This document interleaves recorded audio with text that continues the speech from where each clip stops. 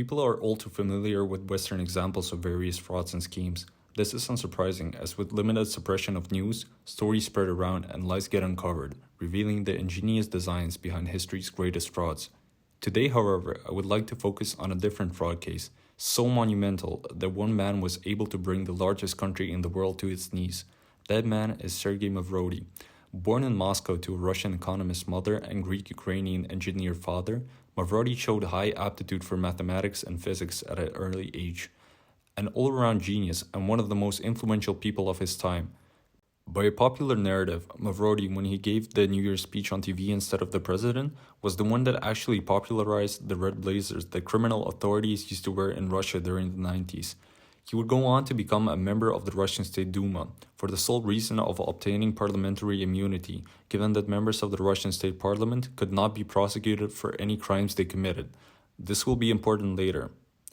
Initially, Mavrodi started a computer importing company, which was a lucrative business at the time, but after some issues with the tax authorities, the company was disbanded. It went through numerous iterations of activities until it finally ended up as the company most people are familiar with today. MMM was founded as an open joint stock company by Mavrodi and two of his partners, who were a legal necessity for opening up a joint stock company in Russia at the time.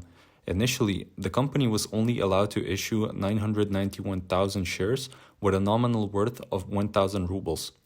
Following this, the company introduced an exchange rate at designated exchange points where people were free to convert their shares into hard currency.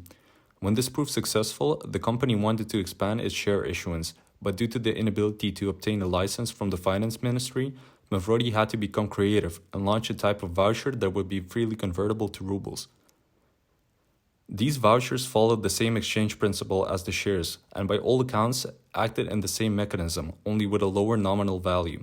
This was an ingenious solution, as these vouchers weren't considered securities, and thus weren't subject to the strict government regulations. At first, individuals were able to buy shares in the open joint stock company Mavrodi had set up. People were free to convert the company's shares, and later on vouchers, into rubles at the predetermined exchange rate the company used at designated places.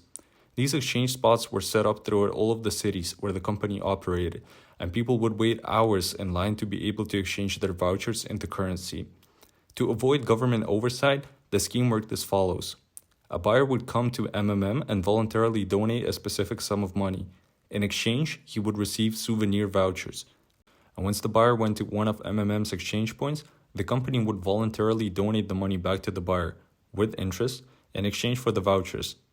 The exchange rate was changed twice a week, on Tuesdays and Thursdays, and the exchange rate grew, on average, by 100% per month, meaning that if today one share was worth 1 ruble, in a month's time that share would be worth 2 rubles, and you were free to exchange these shares at any time. Over the span of half a year, the prices increased 137-fold. The particular thing is that everything was functioning stably until the government got involved and bombarded news outlets daily with messages of MMM being a Ponzi scheme and that it was unsustainable.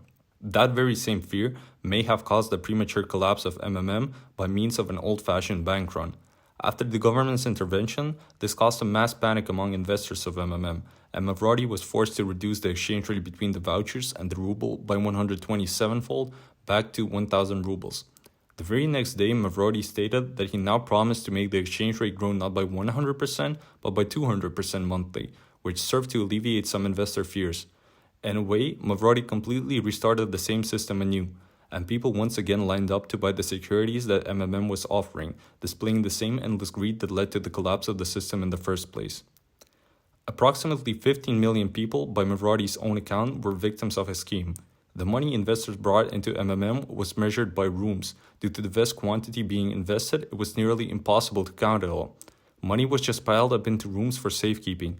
Naturally, the people in charge of safekeeping this money and operational activities of the company stole the money they were entrusted.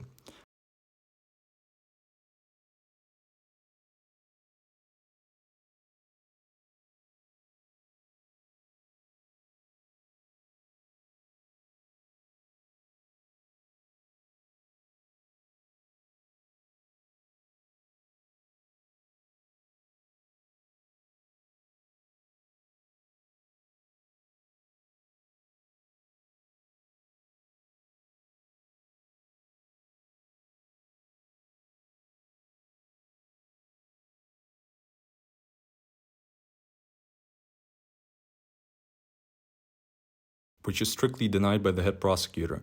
Naturally, due to the corrupt nature of a country such as Russia, the official amounts were astronomically deflated to be able to siphon off the stolen cash and tell the victims that the amount seized from the scheme was much lower than in actuality. Ultimately, the government was afraid that Mavrodi was becoming too powerful and influential, so they decided to lock him up and dissolve his company. While Mavrodi could have fought back by organizing a referendum to the post of the president and all members of parliament, which he would have won, he decided not to go through with it, as he felt no need to shed blood. The reason why Mavrodi's and other schemes are so successful is due to the gullible nature and the financial illiteracy of the people involved in the scheme. Everything that Mavrodi was doing, while unethical, was legal. There will always be more complex monetary and monetary equivalent instruments that regular people won't understand the functioning of, and thus would be eager to try and make a quick buck, but be met with huge disappointment, meaning that this is a recurring life cycle. Even up to the moment of his untimely death, Mavrodi successfully exploited the same scheme in developing nations in Africa, Eastern Asia, and South America, which netted him a healthy chunk of cash in addition to what he was already able to acquire throughout his lifetime. In addition to his vast liquid fortune, Mavrodi owned 8% of shares valued at $25 billion of the state oil giant Gazprom. Mavrodi has stated that he does not care about all of the money he has been able to accumulate. The only things that interest him were the simpler things of life. No doubt that Mavrodi was a financial genius that left his mark on the history of Russia and its people. Sadly, the very same man would die from a heart attack at a bus stop in Moscow. No one even came to his aid, as they didn't recognize the individual that was once the most influential person in Russia.